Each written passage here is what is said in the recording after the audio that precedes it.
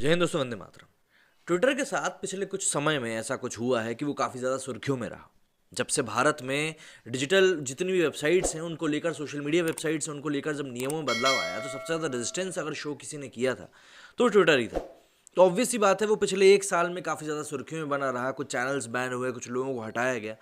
इन सभी चीज़ों के बीच में ट्विटर के तरफ से अब एक और बड़ी खबर ये आ रही कि ट्विटर के जो सीईओ थे जैक भाई साहब, उन्होंने इस्तीफा दे दिया है और साल 2022 के अंत तक वो बोर्ड मेंबर बने रहेंगे। ये खबर अपनी जगह, लेकिन उनको रिप्लेस करने के लिए जो शख्स आ रहा है उसका नाम है पराग, जो कि भारतीय मूल से आते हैं।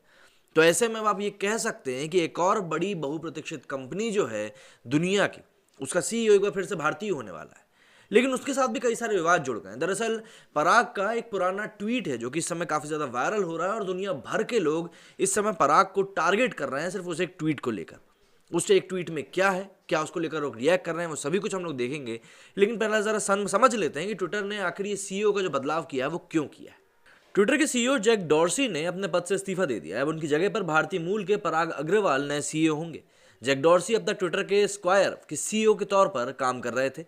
ट्विटर ने कहा कि डॉर्सी साल 2022 के आखिरी तक कंपनी के बोर्ड ऑफ मेंबर बने रहेंगे।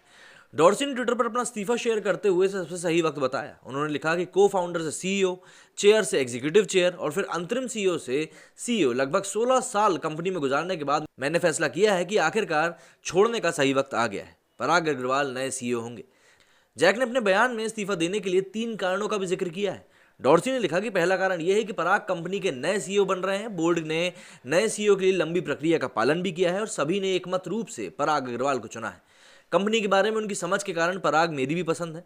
पराग ने हर कठिन निर्णय के पीछे महत्वपूर्ण भूमिका निभाई है और यही कारण है कि कंपनी आज यहाँ खड़ी हुई है। पराग जिज्ञासु है, जांचने परखने वाला व्यक्ति है, तार्किक है, डिमांडिंग है, खुद के प्रति सजग है और विनम्र भी है। उनसे मैं कुछ नया सीखता ही रहूंगा।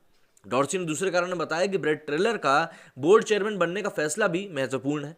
ब्रेट नए बोर्ड के अध्यक्ष होंगे। वे उद्यमिता और जोखिम लेने के अर्थ को समझते हैं, इंजीनियर हैं, इसलिए बड़े स्तर पर काम कर रही कंपनी की तकनीक और उत्पादों को भी जानते हैं।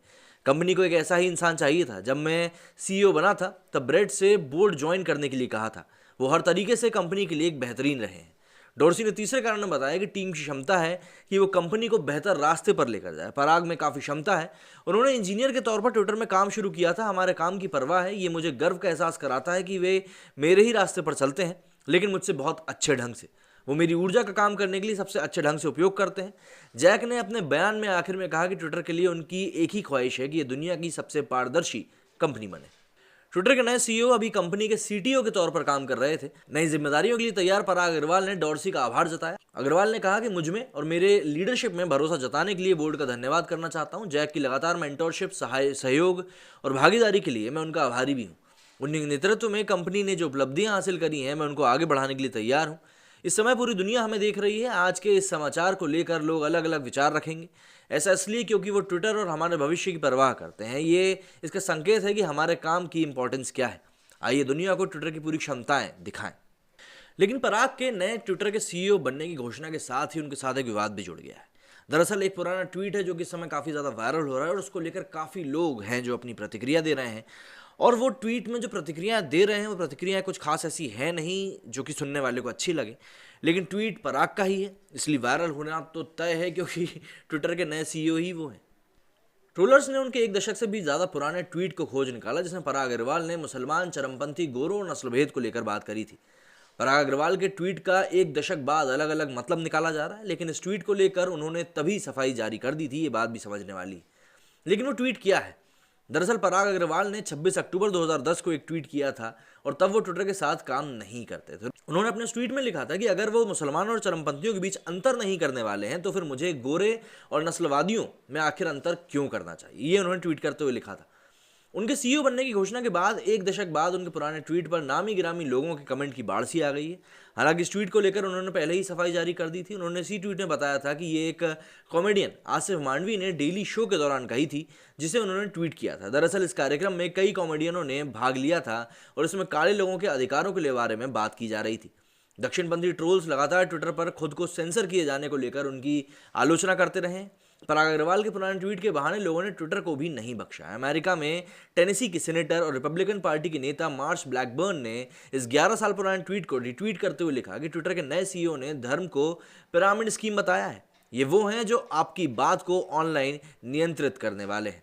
अमेरिकी पत्रकार क्ले ट्रेविस ने ट्वीट किया कि यह हैं ट्विटर के नए सीईओ। जैक डॉर्सी के जाने के बाद यहां पर चीजें और भी ज्यादा खराब होने जा रही हैं। सिराज हाशमी नामक ट्विटर यूजर ने लिखा कि जिस संदर्भ में ये वक्तव्य है वो बिल्कुल भी बिंदु से अलग है और डेली शो से आया। ये साफ दिखाता है कि पराग इस धारणा से सहमत हैं कि सभी मुस्लिम चरमपंथी नहीं होते और ना ही सभी गोरे लोग नस्ल भेदी होते हैं। कहीं ना कहीं ये बात सही भी है। अब देखिए, ऐसे में पराग अग्रवाल को ट्विटर पर सीईओ घोषित किए जाने के बाद भारत में पराग अग्रवाल और ट्विटर सीईओ टॉप ट्रेंड में शामिल था। उनके सीईओ बनने के बाद भारतीय यूजर्स उनको बधाई भी दे रहे थे। कई भारतीय ट्विटर यूजर ऐसे ग्राफ शेयर करने में लगे थे जिसमें गूगल माइक्रोसॉफ्ट के बाद भारतीय मूल के सीईओ की सूची में एक और भारतीय नाम जोड़ने की बात कही गई थी। वहीं कुछ यूजर्स ने पराग अग्रवाल को टैग करते हुए कुछ मांग भी की। राजशेखर झा नामक ट्विटर यूजर ने लिखा कि पराग अग्रवाल तब भी सच्चे भारतीय माने जाएंगे जब वो जैक के ट्विटर अकाउंट को सस्पेंड करेंगे और कंगना के ट्विटर अकाउंट को बहाल करेंगे। हालांकि ट्विटर का सीईओ बनने के लिए शुभकामनाएं। पराग अग्रवाल भारत दुनिया पर राज कर रहा है। तो इस तरीके से कई लोग हैं जो कि पराग को लेकर इस समय ट्वीट कर रहे हैं। मतलब दोनों तरह की बातें निकलकर सामने आ रही हैं कि पराग क्योंकि एक भारतीय मूल के व्यक्ति हैं तो ऑब्वियस सी बात है इंडिया वालों को तो कुछ ज़्यादा ही ओवर एक्साइटमेंट हो जाता है इन चीज़ों को, और इन चीज़ों को लेकर वो अपनी खुशी जाहिर तौर पर जाहिर करने से भी बिल्कुल भी पीछे नहीं हटते हैं और ना ही हिचकिचाते हैं, और वही पब्लिक कर भी रही है। लेकिन ऐसे में कई सारी ऐसी चीज़ें भी हैं, या यूँ कह लें कई सारे गड़े मुर्दे भी हैं जो कि लोग उखाड़ने से भी पीछे नहीं हटते हैं। तो वैसे में समझने वाली बात यह है कि आखिर पब्लिक किस तरीके से इस चीज़ को हैंडल करेगी, या फिर पराग इंडिया में जो ट्विटर की छवि इस समय बन रही है जो कि काफ़ी ज़्यादा लेफ्ट लीनिंग होती जा रही है, क्या उसको सुधारने के लिए काम करेंगे, या फिर पराग की जो थिंकिंग है वो भी जैक की तरह ही निकलेगी और वो भी उसी पद पर चलेंगे जिस पद पर जैक चल रहे थे। ये सब भी हमें आने वाले वक्त में पता चल ही जाएगा। मेरे इस वीडियो फिलहाल इतना ही। जय हिंद, जय भारत।